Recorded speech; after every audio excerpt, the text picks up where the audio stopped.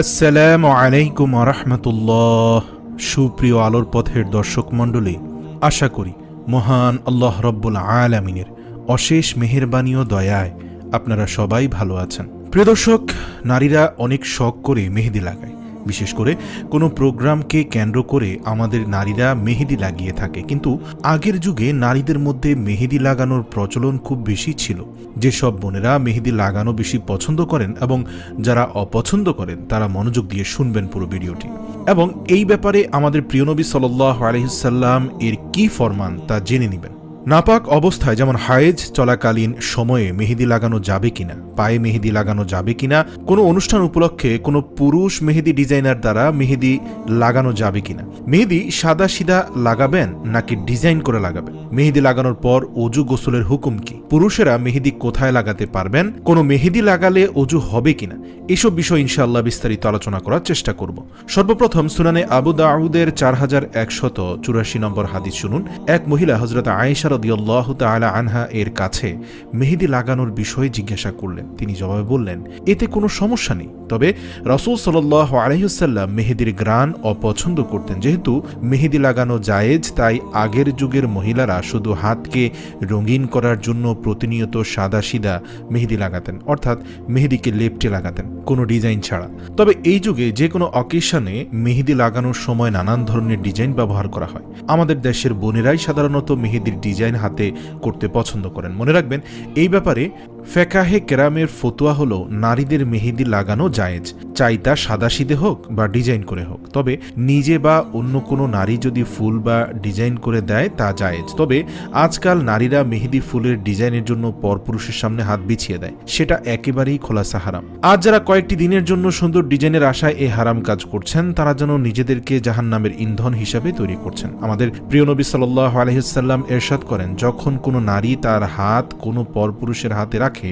সেই হাতের উপর সবচেয়ে বেশি জাহান্নামের হক হয়ে যায়। অতএব যেহেতু মেহেদি ব্যবহারের অনুমতি ইসলাম নারীকে দিয়েছে, কিন্তু এমন পদ্ধতি অবলম্বন করা যাবে না যাতে তা আযাবের কারণ হয়ে যায়। একটি প্রশ্ন অনেকেই করেন, যখন নারীরা নাপাক থাকেন, যেমন হায়েজ চলাকালীন কিংবা সন্তান প্রসবের পর নেফাস চলাকালীন, যে নাপাকির সময় তখন মেহেদি লাগানো যাবে কিনা। এই ব্যাপারে ফতোয়ায়ে হিন্দিয়ার ৫ম খণ্ডের ৩৫৯ পৃষ্ঠায় বলা হয়েছে, মেয়েদের জন্য হাতে পায়ে ও চুলে মেহেদি লাগানো জায়েজ, আর পুরুষের জন্য শুধু দাড়ি ও চুলে লাগানো জায়েজ।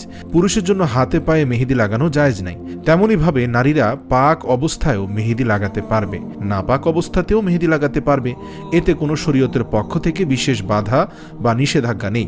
নাপাক অবস্থায় মেহেদি লাগালে যখন সে মেহেদি রাঙ্গা হাতে গোসল করবে, সে গোসল হবে না, এমন ভুল ধারণা অনেকেই করেন। মনে রাখবেন, এটা সম্পূর্ণ ভ্রান্ত একটি ধারণা। কারণ মেহেদি লাগালে অজু গোসলে কখনোই বাধা সৃষ্টি হয় না, শুধু তার রংটা শরীরের চামড়ার নিচে একটি আস্তরণ তৈরি করে, যেটা নেইল পলিশের একেবারে উল্টোটা। কিন্তু নেইল পলিশ লাগালে তার উপরে এমন একটি পলিশ হয়ে যায় যে চামড়ার সাথে পানি লাগে না বলেই অজু হয় না। কিন্তু মেহেদির ক্ষেত্রে ব্যাপারটা তা নয়, সে রঙে কোনো আবরণ নেই, তাই মেহেদি রাঙ্গা হাতে গোসল করলে, অজু করলে তাতে কোনো ধরনের পার্থক্য আসে যায় না। আবার অনেকে মনে করেন যে এখন তো আমি নাপাক আর মেহেদি হলো পাক জিনিস, এখন নাপাক অবস্থায় পাক মেহেদি লাগানো বেয়াদবি হবে। তাদেরকে আমি একটি প্রশ্ন করলে তারা এই ভুল ধারণা থেকে বের হয়ে আসতে পারবেন। যেমন আপনি চিন্তা করছেন আপনি নাপাক, তাই পাক মেহেদি লাগাতে পারবেন কিনা, তাহলে তো আপনি নাপাক অবস্থায় পাক খাবারও খেতে পারবেন না, পাক পানিও পান করতে পারবেন না। আপনার নাপাকি বাহ্যিক নয়, বরং এই নাপাকি হলো হুকুমগত নাপাকি। তাই হাদিস শরীফে দেখা যায়, হযরত আয়েশা সিদ্দিকা রাদিয়াল্লাহু তাআলা আনহা নাপাকির হালতেও মহানবী সাল্লাল্লাহু আলাইহি ওয়াসাল্লামের কোলে মাথা রেখে শুয়ে থাকতেন, আর তখন প্রিয় নবীজি সাল্লাল্লাহু আলাইহি ওয়াসাল্লাম কোরআন তেলাওয়াত করতেন। তাছাড়া শরীয়তে এই ধরনের নাপাকির হালতে কালমা পড়া, দুরূদ শরীফ পড়া ও জিকির করা জায়েজ রয়েছে। সুতরাং বোঝা গেল, যারা মনে করেন নাপাক অবস্থায় পাক মেহেদি লাগানো যাবে না, তাদের এই ধারণা সম্পূর্ণ ভুল।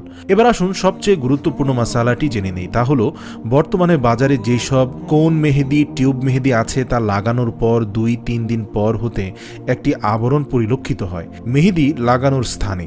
সুতরাং কোনো মেহেদি লাগালে চামড়ার উপর আবরণ সৃষ্টি হচ্ছে, সেই আবরণ ভেদ করে চামড়া যেহেতু পানি পৌঁছাচ্ছে না, তাই এই মেহেদি লাগানোর পর অজু গোসল হবে কিনা, এই প্রশ্নের জবাবে ফিকাহে কেরামগণ মেহেদি তৈরিকারী যারা ব্যবহার করেন এবং স্ক্রিন বিশেষজ্ঞের সাথে পরামর্শ করে এই নাতিজা বের করেছেন যে কোনো মেহেদিতে কোনো আবরণ নেই, বরং কোনো মেহেদিতে এমন এক কেমিক্যাল আছে যা মূলত স্কিনকে জ্বালিয়ে দেয় আর 2-3 দিন পর মূলত সেই চামড়া উঠে যায়, সেই স্কিন উঠে আসে।